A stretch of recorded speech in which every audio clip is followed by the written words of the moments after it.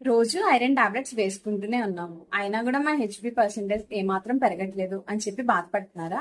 అయితే ఈ వీడియో మీకోసమే.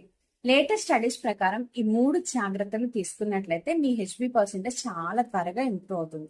ఇంకా ఆలస్యం చేయకుండా అదేంటో చూద్దామా. మొదటిది, ఐరన్ టాబ్లెట్ ని ఎప్పుడు కూడా ఫుడ్ తిన్న వెంటనే వేసుకోకూడదు.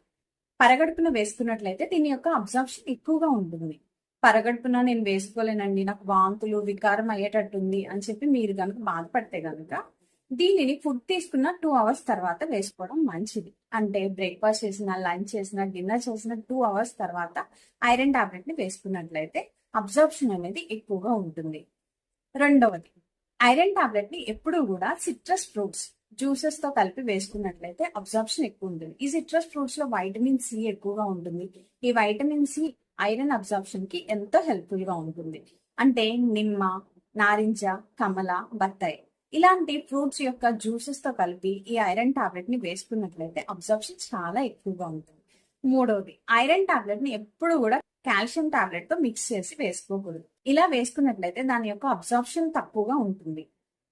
ఇంకా కాఫీ, టీతో కలిపి కూడా ఈ ఐరన్ టాబ్లెట్ ని వేసుకోకూడదు. ఈ 3 జాగ్రత్తలు కూడా మీరు పాటించినట్లయితే మీ యొక్క ఐరన్ అబ్జార్ప్షన్ 4 టైమ్స్ ఇంక్రీజ్ అవుతుంది.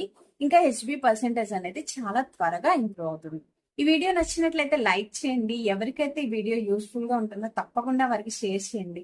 మరిన్ని ఇన్ఫర్మేటివ్ వీడియోస్ కోసం తప్పకుండా ఛానల్ ని సబ్స్క్రైబ్ చేసుకోండి. Thank you for watching.